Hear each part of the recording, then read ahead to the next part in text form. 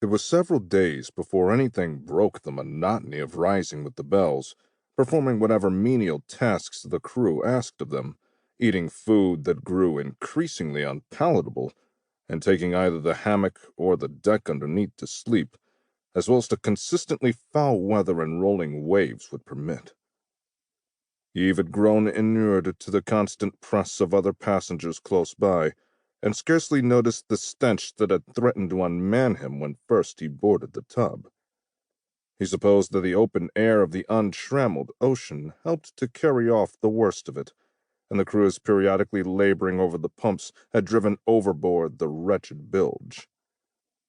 Manning the pumps was one of the tasks that the crew of the privateer felt that the landsman could be trusted to do without constant supervision and exhortations. A few hours on the pump handle convinced Eve that pumping a bilge was a task invented specifically for the purpose of giving incentive to learn some more useful shipboard skill, so that one could no longer be spared for the mindless toil. Eve's supposition that the bilge had been emptied was supported by the fact that they only needed to run the pumps for an hour or two every few days. However, the theory suffered a fatal blow when a trip to retrieve a smallish barrel squirreled away deep below decks proved that the water in the bilge was far from fresh. Indeed, if anything, it smelled worse than it had when the company had boarded.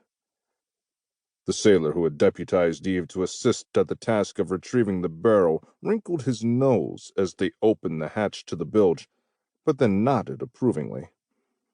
"Bilge still smells like a tight, happy ship," he remarked. "As the saying goes, a sweet bilge portends a sour ship." Eve shot the man a puzzled look over the form he held pressed against his nose to block as much of the overpowering aroma as possible. "Means that the ship don't leak much," the sailor said. "Ship leaks too much, she founders and sinks, and isn't much good to anyone except the fish. We air breathers like a ship what holds her water nicely. You follow?" Eve nodded, eager to end the lesson and return to someplace further removed from the hold, as he was beginning to feel faint, and the end of the barrel he held was in danger of slipping from his grip and into the bilge water. Just then, they heard a cry being passed above from one person to another. "Sail! The Amazon has sighted a sail!" The crewman gave Eve a broad grin and lifted his end of the barrel, saying, "Come, we don't want to miss the show. It's not every day you get to see a frigate go about its true work."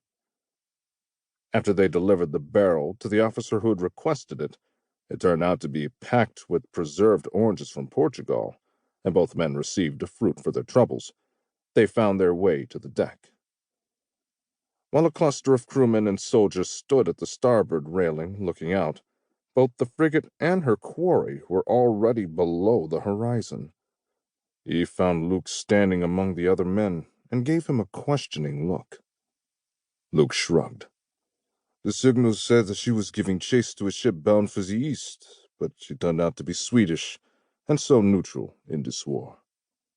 He turned away from the railing, and Eve noticed for the first time that his friend was looking gaunt and pale.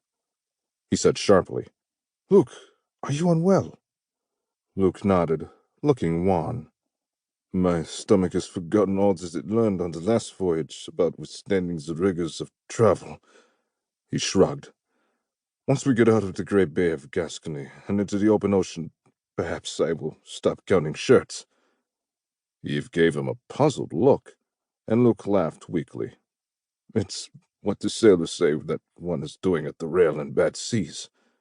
"Ah, have you seen the ship's surgeon?" "Why should I bother him over a simple case of mal de mer? The cure is to find a smoother sea, as the fleet arrives daily for that goal already." He reached out and slapped Eve on the shoulder.